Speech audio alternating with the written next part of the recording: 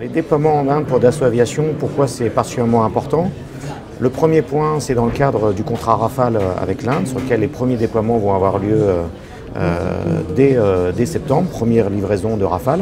Et on espère dans la suite être un partenaire privilégié de l'Inde sur la partie militaire. Donc dans ce cadre-là, on a besoin d'avoir un partenariat stratégique dans les cadres du Make in India, de Skill in India, pour déployer des applications, faire du développement applicatif et d'autre part construire un système d'information avec l'Inde.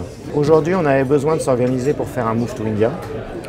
Le premier point, c'est qu'on ne savait pas le faire de manière autonome.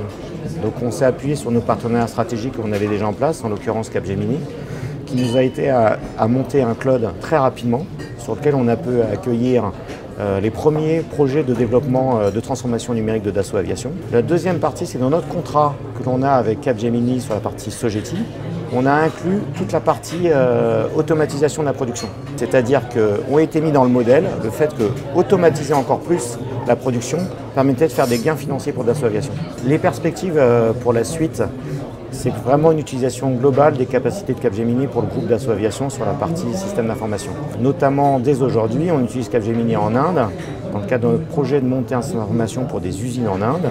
Sur les projets de transformation interne, c'est aussi Capgemini qui nous offre sa force de développement sur les projets. Donc c'est vraiment une vision globale de partenariat Dassault Aviation Capgemini qui prime pour nous accompagner dans notre transformation et nos défis.